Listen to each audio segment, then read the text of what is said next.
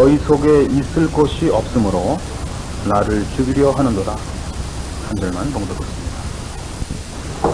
요한복음 8장을 오늘로 벌써 네 번째를 우리가 생각해 보고 있습니다. 오늘은 그 결론을 내릴까 합니다.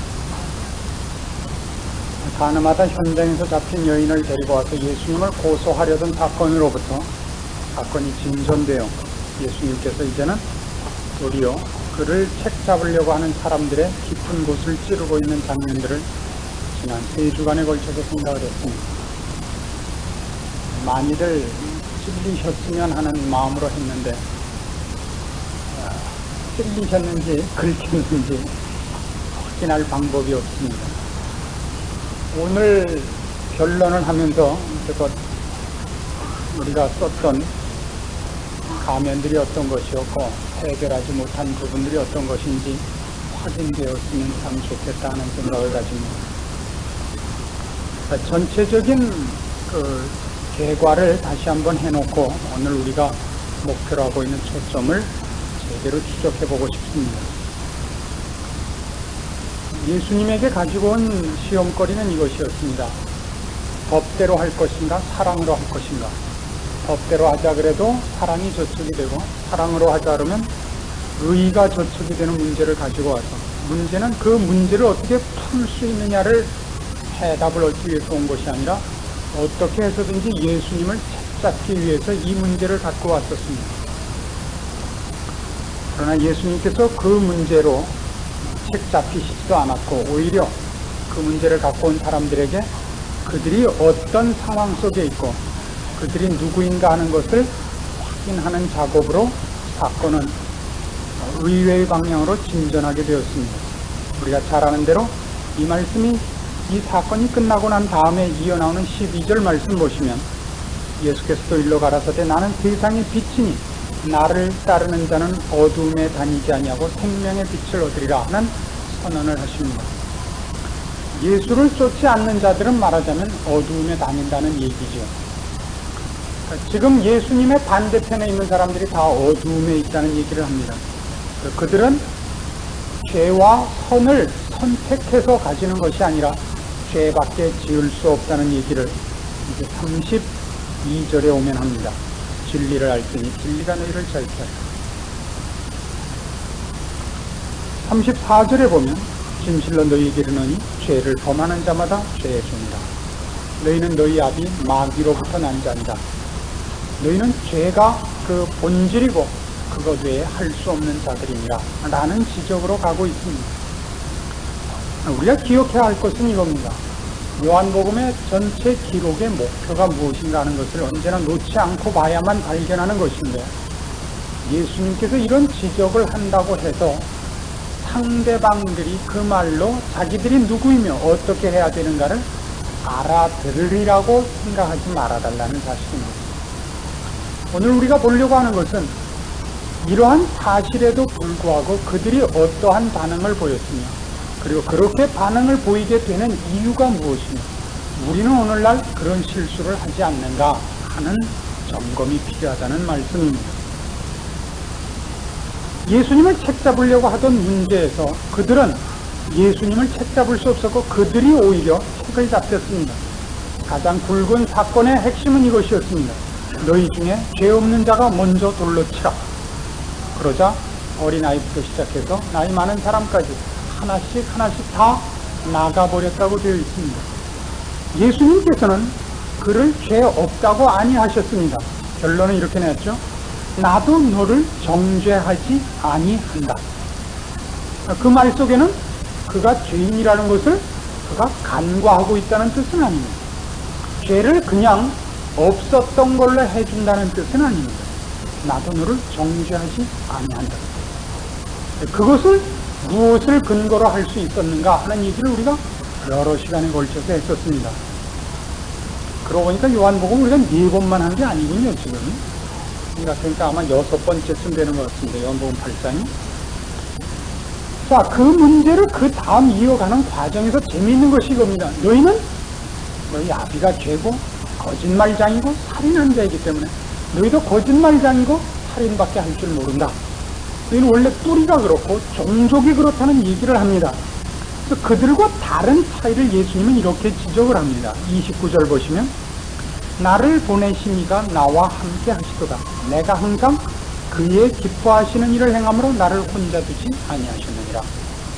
여기서 우리는 죄라는 것이 어떠한 형태로 우리를 넘어뜨리는가 하는 가장 핵심적인 장면을 보게 됩니다. 자유라는 것은, 죄로부터 자유하는 것은 드디어 자기로부터 자유하는 것입니다. 세네카가 한 말 중에 이런 무시무시한 말이 있습니다. 모든 사람으로부터의 자유보다 자기로부터의 자유가 가장 중요하다. 자기의 노예가 되는 것만큼 불행하고 비참하고 절망적인 것은 없다. 세네카가 한 말에 제가 많이 부풀린 말입니다. 사람들은 자유라는 것을 모든 다른 사람으로부터 하다못해 진리와 생명과 아름다움과 선한 것으로부터도 자유해서 자기의 노예가 되는 것을 자유라고 늘 혼동합니다. 이 문제에 대한 예수님의 답변은 이겁니다. 나는 내 스스로 원하는 것을 하러 온 것이 아니라 나를 보내신 이의 뜻을 이루려 왔고 그가 기뻐하는 대로 한다고. 우리가 보통 자유라는 대목을 들먹일 때마다 우리를 괴롭히는 것은 우리가 나 아닌 누구에게 예속되는 것에 대하여 열등감을 갖고 속박되고 있다고 생각하는 것 아닙니까? 그걸 저는 늘 자존심이라는 이름으로 들먹입니다. 제가 생각하기에는 현실적인 표현을 하자면 죄란 자존심입니다. 자기의 노예가 되는 것입니다. 하다못해 하나님마저도 그의 앞에 무릎 꿇리고 싶은 마음이 자존심입니다. 그것이 이제 어떻게 나오는가를 오늘 이 요한복음 8장의 마지막 부분을 살펴보면서 우리가 알게 됩니다. 32절로부터 시작합니다. 진리가 너희를 자유케 하리라 그랬더니 33절에 이렇게 대답을 합니다. 우리가 아브라함의 자손이라 남의 종이 된 적이 없거늘 어찌하여 우리가 자유케 되리라 하느냐. 이런 문제들은 참 여러 면에서 우리 속에 있는 것이 드러납니다. 특별히 이 스포츠를 해보시면 만일 여러분이 테니스를 배우신다든가 볼링을 배우신다든가 골프를 배우신다든가 또 탁구를 배우신다든가 스포츠에 관한 어떤 걸 배울 때 맨 처음 곤란을 겪는 것이 누구에게 코치를 하는 게 그렇게 어렵습니다. 자존심 상해하기 때문에. 단 둘이서 주고받는 것은 좀 쉬운데 스케이트 같은 거 배우기 위해서 태능 스케이트장 같은 데 가서 남들 싱싱 달리고 있는데 이렇게 서서 이렇게 가르치면 누구나 화를 냅니다. 놔두라고. 그런데도 코치를 받을 수 있는 사람이면 상당한 수준의 사람이지요. 남의 말을 듣는다는 건 여간 어려운 것이 아닙니다. 드디어 언제쯤 코치를 받게 되냐면 세져야 코치를 받게 됩니다. 평균 수준 이상이 돼야 코치를 받지 평균 수준 이하일 때는 코치를 못 받습니다. 자기가 수준 이하라는 것이 폭로되기 때문에 누구나 싫어합니다. 저는 건강 때문에 건강이라니까 무슨 다른 건강이 아니라 불면증이 있었기 때문에 그걸 고치느라고 테니스를 시작했었습니다. 테니스를 배우고 나니까 제 아내가 하도 뭐라 그래서 왜 테니스하고 결혼하지 나랑 했냐고 그래서 제 아내를 배워줬습니다. 아내가 이제 어느 만큼 치게 됐습니다. 이제 나가서 게임을 하면 제 아내하고 게임할 사람은 없으니까요. 잘 못 치니까 누가 하고 싶겠어요. 저는 좀 괜찮게 치니까 제 아내랑 저랑 편을 먹고 저쪽에 저보다는 못 치고 제 아내보다 잘 치는 사람하고 편을 먹고 게임을 할 때가 많습니다. 그럼 하다가 코치를 한다고요. 나오지 마. 그쪽에 붙어서 있어. 거기만 지켜. 그러면 벌써 여기서부터 여기까지 경직이 돼요. 오늘 저녁 밥 먹을 때 봐라. 그게 얼굴에 써 있다고요. 그리고 못 치는 사람일수록 절대 공주수로 안 갑니다. 공주수로 가는 것은 무슨 못 치는 사람의 본보기 같아서 창피한 거예요. 혹시 주스러 가도 꼭 걸어가지 절대 안 뛰어가요. 손놈 같아 보일까봐. 아니요. 상당히 수준이 높아져야 공을 뛰어가서 주워옵니다. 절대 코치를 안 받아요. 꼭 그래요. 나 하고 싶은 대로 놔두란 말이에요. 그쪽이 훨씬 더 바보 같다는 것을 아는데 3년쯤 걸립니다. 물론 개인 차이가 있겠죠. 요즘은 이제 요구사항이 달라졌습니다. 왜 코치 안 하냐고. 제가 뭘 미쳤다고 코치를 하겠어요. 이미 제 사람인데. 총각 시절하고 같아요. 어디 결혼한 다음에. 이건 여러 문제에서 나타나는 그 우리의 죄된 본성의 어떤 파편들입니다. 이것이 사소한 문제일 때는 우리는 자존심이 혹시 이렇게 덜 먹여질지라도 액수가 작거나 사소한 문제이기 때문에 이렇게 넘어갑니다만, 가장 본질적인 문제를 건드릴 때는 양보하지 않습니다. 진리고 생명에 관한 문제일 때는 우리는 전 몸을 들고 일어나서 반대합니다. 절대 말 듣지 않습니다. 아주 어려운 문제입니다. 이제 이 대화를 우리가 계속해보면 예수님과 예수님 앞에 선 유대인들의 대화 속에 바로 그런 일들의 대표적인 골자들이 숨어있는 것을 보게 됩니다. 좀 더 찾아보기로 하겠습니다. 38절을 봅니다. 나는 내 아버지에게서 본 것을 말하고 너희는 너희 아비에게서 들은 것을 행하느니라. 예수님께서 그랬더니 유대인들이 이렇게 대답합니다. 대답하여 가로되 우리 아버지는 아브라함이라 하니. 그들이 자기네 아버지가 아브라함이라 합니다. 예수님께서 이렇게 날카롭게 꾸짖으십니다. 너희가 아브라함의 자손이면 아브라함의 행사를 해야 될 것 아니냐. 어떻게 아브라함의 자손이라는데 아브라함 같이 살지 않느냐 그럽니다. 그리고서 40절에 이런 무시무시한 말씀을 합니다. 지금 하나님께 들은 진리를 너희에게 말한 사람이 나를 죽이려 하는구나. 아브라함은 이렇게 하지 아니하였느니라.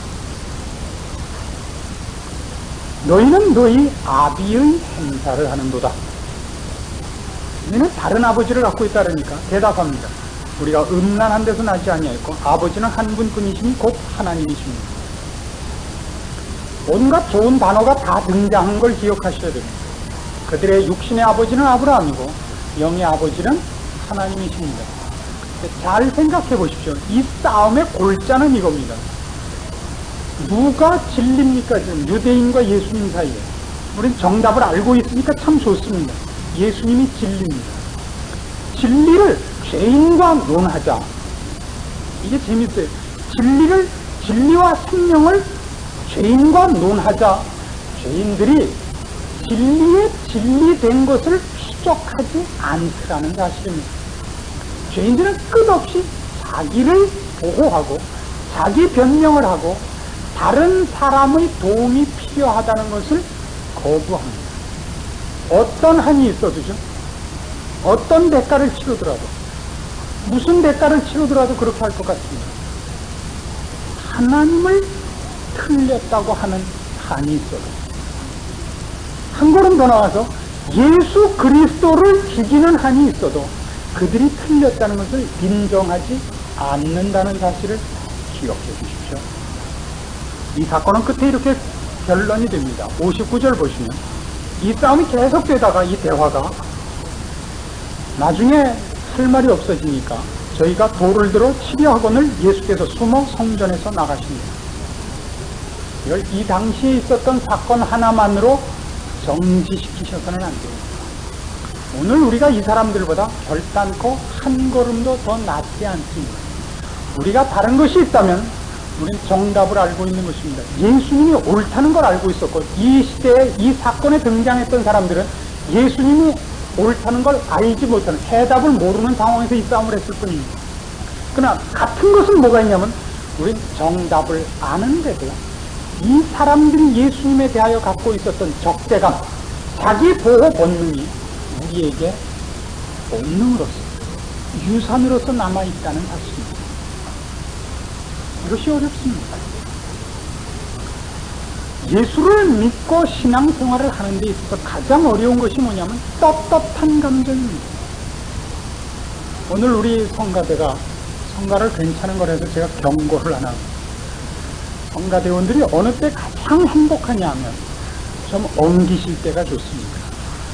엉기실 때는 성가하는 것이 다 죽을 죄인 같고 모든 사람 앞에 얼굴을 못 들 것 같고 그때가 좋습니다. 참 좋습니다. 어느 날 괜찮은 곡을 한번 하고 나면 또 꼭 눕니다.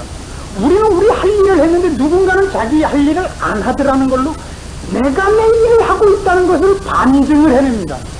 요새 목사님 설교가 좀 푹 죽은 것 같아. 이 얘기는 결단코 목사를 공격하는 건 아닌가 몰라. 무엇을 대비시키고 싶냐면 성가는 괜찮아졌는데 이해하시겠어요? 여러분이 금방 생각했던 거 아니에요? 뭐 아닌 척하고. 언제나 그렇습니다. 교회 와서 봉사하는 것은 최고의 어려움은 봉사를 떳떳이 하고 정말 좋은 땀을 흘린 다음이 어렵습니다. 우리 교회는 이상해. 봉사하는 기쁨을 아무도 몰라. 혼자 좋았으면 됐잖아요. 물고 늘어진 거예요. 우리는 전부 자기 편이지 하나님 편이지 않습니다. 서양 종교와 동양 종교의 가장 큰 차이점입니다. 제가 이 일반적인 표현을 해서 서양 종교라는 것입니다. 기독교와 다른 종교의 차이. 그것은 하나는 진리고 하나는 인간이 만들어낸 것의 차이가 있습니다. 인간이 만들어낸 것은 본성적으로 이런 공통점을 가집니다. 인간이 자기 주장을 하는 것입니다. 어떤 도를 깨우쳐 초를 경지해가는 것입니다. 자기를 버릴 만한 존재로 생각하지 않습니다. 개발할 것이 있는데 개발하지 못한 존재라고 생각을 하지. 그가 본질상 진노의 자녀고 저주 아래 있다는 것을 인정하는 종교가 없습니다. 기독교는 다릅니다. 기독교는 얘기하기를 우리가 스스로 무엇을 깨우치거나 어느 자리에 나갈 수 있지 못한 자이기 때문에 제3의 도움을 필요로 한다고 얘기하는 것이 기독교입니다. 기독교에 있어서 정답은 무엇이며 정도를 걷는 것이 뭐냐 그러면 늘 부족감을 가지는 것입니다. 늘 부족감을 갖는 것입니다. 늘 내가 정말 별 볼 일 없다는 것을 확인하는 것입니다. 도우심을 구하는 겁니다. 은혜가 필요하고 하나님의 사랑으로 대접하지 않으면 방법이 없다는 것을 늘 확인하고 있는 것입니다. 일부러 기억해야 되는 것이 아닙니다. 저는 여러 번 이 성경 말씀을 대언하다가 이런 오해를 당합니다. 제가 성경 말씀을 대언하기 때문에 저는 마치 죄 안 짓는 사람인 것으로 오해하지 말아주십시오. 여러분과 제가 동지입니다. 저는 하나님과 동지고 여러분은 그 밑에 있는 사람들이 아니올시다. 우리는 다 동지입니다. 그 특별히 목사는 그 중에서 평균치에서 좀 밑에 있는 사람을 부르는 것이 아니라 그 중에 맨 밑에서도 저 밑에 있는 사람을 부릅니다. 성경의 선언입니다. 고린도전서 1장을 찾아보십시오. 진짜인가 아닌가 확인하고 갑시다. 오늘 황 목사가 얼마나 쪼단가 겸손을 떠는 것이 아니라는 걸 확인합시다. 이런 얘기 할 때마다 이제 목사들이 잘난 척하는 얘기가 돼서 그래요.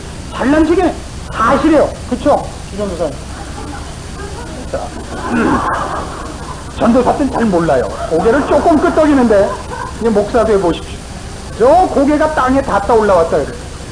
1장 26절 형제들아 너희를 부르심을 보라. 육체를 따라 지혜 있는 자가 많지 아니하며 능한 자가 많지 아니하며 문벌 좋은 자가 많지 아니하도다. 그러나 하나님께서 세상에 미련한 것들을 택하사 지혜 있는 자들을 부끄럽게 하려 하시고 세상에 약한 것들을 택하사 강한 것들을 부끄럽게 하려 하시며 하나님께서 세상에 천한 것들과 멸시받는 것들과 없는 것들을 택하사 있는 것들을 폐하려 하시나니 이는 아무 육체라도 하나님 앞에서 자랑하지 못하게 하려 하십니다. 기억하십시오. 이것 자체가 메시지입니다.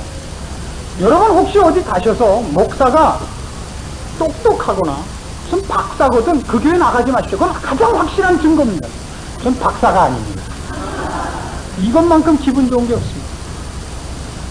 목사가 똑똑해지려고 애쓰고 공부 많이 하려고 그러는 사람은 좀 어딘가 잘못된 사람입니다. 이런 차원에서는 그가 자기의 부족을 깨닫고 하나님께 열심과 진심을 바치는 차원에서 공부를 하는 것은 늘 필요한 겁니다. 그것이 나는 당신들과 못한 사람이 아니요, 당신들보다 괜찮은 사람이요, 이걸 증명하기 위해서 공부에 그냥 모강지를 매는 사람은 그 희망 전혀 없는 사람입니다. 왜냐하면 하나님은 가장 쓸모없는 자를 목사로 세우기 때문입니다. 지난 화요일과 수요일 이틀 동안 구역장 원찰 훈련이 있었습니다. 그날 배운 것은 참 제가 참 놀랍고 감사한 감동이 있었는데, 수요일 같은 때는 그러니까 수요일날 아침 10시 반에 와서 오후 3시 반까지 하고 집에들 가셨다가 7시 반에 또 오신 거예요. 제가 그랬어요. 속으로만 그러려고 그랬는데 입 밖으로 쏙 나왔어요, 말이. 오죽하겠어요? 이런 사람이니까. 아니, 또 와요? 나한테는 안 와요. 그 말을 하지 말걸. 그럼 혼났을 텐데. 나한테는 안 와요. 얼마나 속으로 비웃었겠어요. 그죠? 내가 어쩌다 이런 교회를 왔나. 하나님, 능력 있는 목사를 빨리 보내주시옵소서. 아니면 우리 전도사님들 중에서 누구 하나를 빨리 키우사 조인수 같은 목사를 빨리 데려가시옵소서. 그런 기도가 저절로 나왔을 거예요. 그러나 저 같은 사람은 오래 있어야 돼요. 왜냐하면 하나님은 그런 사람을 쓴다니까요. 하나님. 저는 절대 안 와요. 이 동네 미쳤어요. 시원한 교회가 얼마나 많아요. 에어컨 달아놓은 교회가. 이게 무슨 미친 짓이에요. 주보라도 좀 딱딱한 걸로 해서 부채질이나 좀 하게 만들고, 싸구려를 해갖고 부채질도 잘 안 되죠. 그게 하나님의 뜻이라고. 기독교의 진리는 인간이 스스로 깨우쳐 알 수 있는 것이 아닙니다. 무능합니다. 불가능합니다. 은혜라는 얘기가 없으면 기독교는 성립하지 않습니다. 그런데도 불구하고, 그것이 사실임에도 불구하고 사실에 대하여 우리는 늘 충돌합니다. 왜냐하면 그것이 사실이라도 싫고, 사실일까봐 싫고, 아시겠어요? 사실일까봐 싫고, 사실이라도 싫어요. 사실이면 사실대로 우리가 자존심 상하고, 사실이 되면 그때 와서 또 자존심 상할 거니까 어쨌든 반대를 하는 겁니다. 지금 유대인들이 예수님 앞에 막아선 것을 여러분 결단코 남의 일로 생각지 마세요. 우리가 이런 사건을 어디에서 제일 많이 동원하느냐 하면, 잘 보십시오. 논쟁을 해서 사람을 항복시킨 경우가 있습니까? 논쟁은 원한만 사지 논쟁으로 이익을 보는 적이 없다는 것을 명심하십시오. 사람은 절대 이성적 동물이 아닙니다. 사람은 감정적 동물입니다. 사람이 옳다 틀리다라고 판정을 내리는 동물이라고 생각하지 마십시오. 사람은 좋다 싫다라고 판정을 내립니다. 그럼 옳다 틀리다와 싫다 좋다는 어떤 차원이 차이가 있습니까? 맞다 틀리다는 이성적입니다. 객관성이 있지만 좋다 싫다는 이성적이 않고 감정적입니다. 그건 근거가 없습니다. 싫은데 무슨 근거가 있어요? 싫은데 보면 두드러기가 나는데 이유가 어디 있어요? 싫은데. 좋은 때 또 무슨 이유가 있어요? 물어보세요. 우리 보면 그 사람하고 사는 게 이상하지만 물어보세요. 부부한테. 세상에 없대죠. 세상에 없대요. 제가 아는 분은 손녀를 보셨는데 이 말 듣고 시험 받으신다. 제가 봐도 못생겼어요, 손녀가. 근데요, 브랜닥스 치약 선전에 나오는 애 아시죠? 포드도. 걔보다 이쁘다는 거예요. 아니, 근데 그게 절대 편을 드는 게 아니라 정말 이뻐하세요. 만나면 그 할아버님이 그냥 뭐 입에 넣었다 뺐다 하시니까요. 뭐. 인간은 절대 이성적 동물이 아닙니다. 감정적입니다. 굳게 되어 있습니다. 아니라고 생각하지 마십시오. 그러면 크게 이런 걸로도 있습니다. 민족성이라는 걸로도 있습니다. 어느 민족이 어느 민족보다 낫다는 것은 객관적이지 않습니다. 서양 사람, 백인들이 동양인을 보고 말하자면 유색인종이라 그러죠. 옛날 징기스칸은 저쪽을 쳐들어갔을 때 그들을 잡아서 노예를 쓰면서 색목인이라 그랬습니다. 아, 이놈들의 눈깔에 색깔이 있냐? 색목인이라 그랬어요. 그들은 우리의 피부를 들먹였고 우리는 그들의 눈깔을 들먹였습니다. 그 비겼습니다. 여태껏 뭐 어디가 더 낫다고 얘기할 게 없어요. 언제나 법은, 의는 힘이었습니다. 이성적이지 않습니다. 오해하지 마십시오. 우리 신앙 생활 중에서 우리에게 가장 어려운 대목은 나를 유지해 놓고 기독교의 진리만 뽑아서 내 안에 넣는 행위를 함으로써 그가 옳을 것이라는 착각입니다. 아닙니다. 진짜 오르시려면 여러분을 허물고 그리스도 안에 와서 엎드리십시오. 성경 언제나 판단의 근거가 하나님이 기뻐하시는 일을 했느냐 안 했느냐, 이런 말씀은 좀 어려운 얘기가 됩니다만은 필요한 얘기입니다. 이렇게 한번 생각해 보십시오. 대표적인 예를 이런 걸 듭시다. 박조준 목사님께서 그 외화 반출 사건으로 어려움을 겪으셨습니다. 많은 사람이 뭐라 그랬습니다. 목사들이 어쩌고 교회가 어쩌고.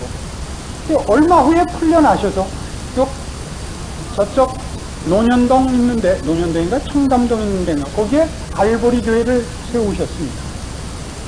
그래서 또 이제 걱정이 생겼습니다. 어떤 교인 하나가 저를 깊이 생각하는 마음으로 이런 말씀을 와서 해주셨습니다. 목사님하고 종시되는 어른이 가까운 곳에 와서 교회를 개초하셨대요. 아니 그래, 그렇게 무리를 빚으시고 한 3년쯤 조용히 좀 있으시다가 조용해지면 나오시면 좋지. 그건 왜 또 해갖고. 그분이 그 얘기를 할 때 제가 이분이 나를 위해서 해주는 거라는 하는 걸 제가 척 알아들었어요. 그게 왜 저를 위한 얘기가 될까요? 정답을 아시는 분은 관저에 없어요. 당신이 교회 하나 만들었는데 거물이 오셔서 교인 뺏길까봐 저를 위해서 그 말씀을 해주신 거라고요. 제가 깊은 뜻을 압니다. 그러나 말을 그렇게 하는 것은 하나님이 기뻐하시질 않습니다. 하나님이 기뻐하시는 정답을 제가 이제부터 발표를 하겠습니다. 얼마나 다행이에요. 박조준 목사님께서 곤핍하셔서 이제는 좀 쉴까 했더니 하나님께서 그의 쉬는 것을 원치 않으셔서 어려운 일을 겪게 하사 떨치고 일어나 내가 아직도 살아있다라는 분기를 일으키게 함으로써 강남 땅에 좋은 교회를 세우시고, 그렇지 않고 그냥 갔으면 로스앤젤레스에서 누워 계실 분이 일어나서 얼마나 열심히 말씀을 외치고 있습니까? 참 멋있지요. 박 목사님 참 잘하셨지요. 그리고 그 교회 교인들도 얼마나 열심을 내고 지금 일을 하는지 아십니까? 얼마나 다행입니까? 속은 안 그렇더라도 이게 정답이다 이겁니다. 속은 안 그렇다는 거는 여러분을 위한 제 겸손이죠. 제가 속도 그런 사람이죠. 그죠? 저는 그렇지만 여러분은 그렇게 못할 테니까 말만 외우십시오. 그러면서 여러분이 얼마나 자존심 상하겠어요. 저도 그렇다고 말은 이렇게 하지만 어느 게 진심인지 아무도 모르죠. 이게 하나님 기뻐하시는 겁니다. 하나님 기뻐하시는 겁니다. 여기서 우리가 살펴볼 게 이겁니다. 우리는 바로 이런 사건들이 생길 때 속에서부터 먼저 긍정적인 얘기가 나옵니까? 부정적인 얘기가 나옵니까? 그게 참됩니다. 우리 근본적으로 하나님께 이익이 되는 일에 대하여 습관이 안 돼 있는 사람입니다. 내가 떠들고 돌아다니는 것이 하나님께 손해가 되는 줄을 몰라요. 그래서 어느 날 당신 어디서 듣고 그런 말 하는 거요? 그 말은 이게 진짜요 아니요가 아니라 당신 그런 말 해갖고 하나님께 이익이 무엇이요 하는 뜻에서 당신 알지도 못하는 얘기를 왜 그렇게 하고 다니셔 그랬더니, 아니 내가 그럼 거짓말을 한단 말이요? 진짜가 아닌가? 그럼 나랑 박조준 목사님 만나고 갑시다. 아니 사실이면 어떡하려고 그래요? 사실이라면 더 큰일 아니에요. 사실이라면 그는 자기가 거짓말장이가 되는 것보다는 기독교가 망하는 편을 택한단 말이에요. 이제 좀 실감하시겠어요? 이 싸움의 무서움을? 내가 거짓말장이라는 낙인이 찍혀서 사람들 앞에 바보가 되는 것은 못 참아요. 기독교가 망하는 한이 있어요. 기독교를 망하게 하는 걸 허락해서라도 나는 거짓말장이인 것을 오해를 받으면 안 되는 거예요. 그게 신자들이 벗어나지 못하는 큰 문턱입니다. 요한복음 8장은 결론을 그렇게 내는 겁니다. 너희가 누구냐? 너희 아버지가 누구냐? 너희가 행하는 일이 무엇이냐?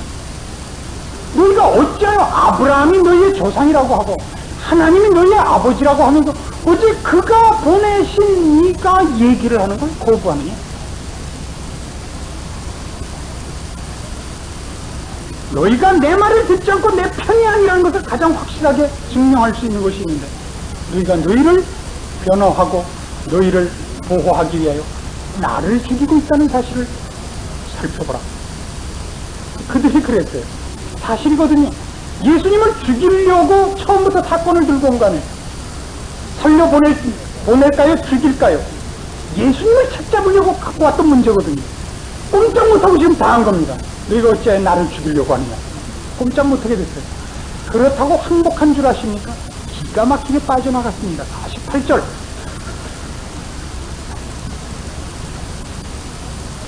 유대인들이 대답하여 가로되 우리가 너를 사마리아 사람이라 또는 귀신이 들렸다 하는 말이 옳지 아니하냐? 아주 이제 귀신이 들렸겠습니다. 여러분께서 신앙생활을 하시면 여러분의 신앙의 가장 굵은 척도와 기준이 무엇이냐 그러면 하나님이 기뻐하는 것이 무엇인가에 대한 생각입니다. 그리고 우리가 얼마나 자기 증명을 하기에 바쁜가 하는 것을 이제 확인하는 작업입니다. 저는 지난주에 설교를 하고 상당히 많은 분에게 어려운 연락을 받았습니다. 목사님께서 혹시 제가 뭐라고 불평한 데 대해서 앙심 먹고 있다가 했죠 하는 그 항의를 여러 번 받았습니다. 그래서 오늘 제가 굳이 그 문제와 결부해서 이 말씀을 더 결론으로 드리고 싶은 겁니다. 저는 여기에서 여러분하고 저하고 반대 입장에 서 있는 사람이 아니에요. 이 말씀을 함께 받는 사람입니다. 그리고 여러분과 개인적으로 어떤 문제가 있는지 여러분이 생각하는 것보다는 제가 훨씬 원한을 가지도 않고 제가 어려워하지 않습니다. 여러분들이 신앙 문제에서 일어난 실수들과 혹시 저를 섭섭하게 한 일이 있을지 모른다는 생각 때문에 편견을 갖지 말아주십시오.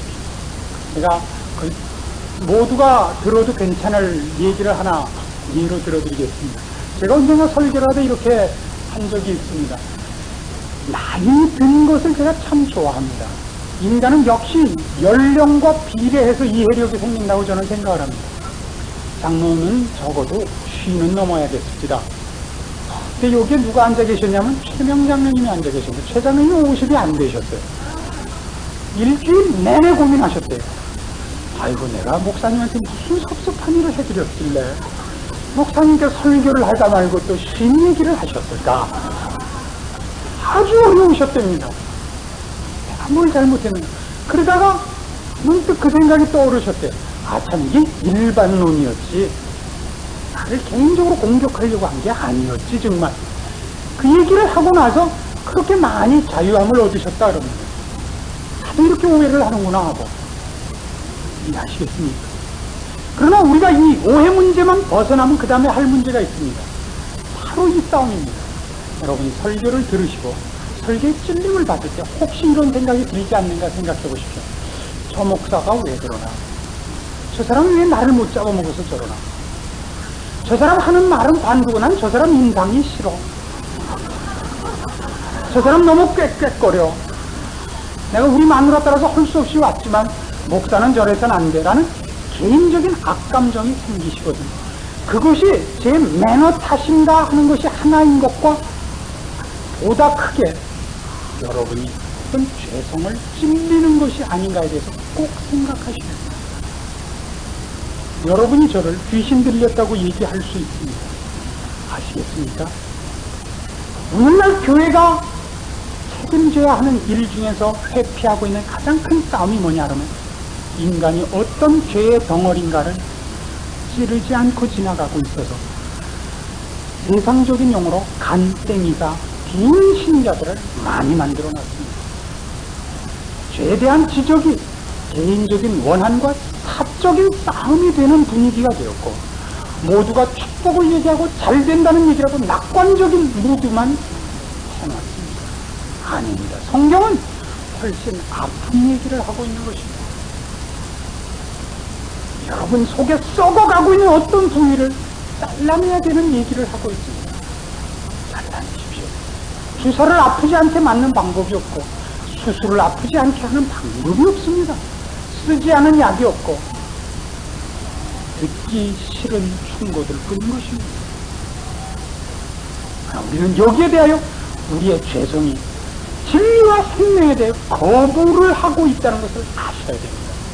하나님마저도 할 수만 있다면 죽여서 내가 죄인이라는 것과 내가 썩어가고 있고 내가 틀렸다는 것을 묻어버리고 싶은 것이 인간이라는 것을 믿지 말아주십시오.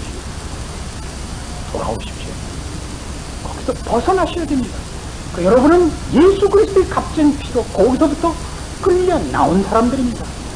이제 더 이상 그 속에서, 그 더럽고 추한 죄 속에서 방황하실 필요가 없는 사람들입니다. 성경은 이렇게 얘기하고 있습니다. 남자답게 강건하기를 요구하고, 남자답게 강건하고 다시는 죄의 멍에를 지지 말라. 아시겠습니까? 다시는 죄의 멍에를 지지 말라. 그러나 현대의 교회인들을 보면 전부 연약하고 죄의 멍에를 다시 지고 있고, 그렇지 않은 하나님의 자녀임에도 불구하고 죄 아래 가서 노예 생활을 하고 있는 것이 대부분의 신앙생활의 현실입니다. 돌이키십시오. 우리에겐 약속된 특권이고, 우리가 오늘 예수 그리스도를 믿고 알고 그의 자녀된 이상 오늘 우리가 이렇게 손 한 번만 흔들면 그것을 벗어날 수 있는 사람들입니다.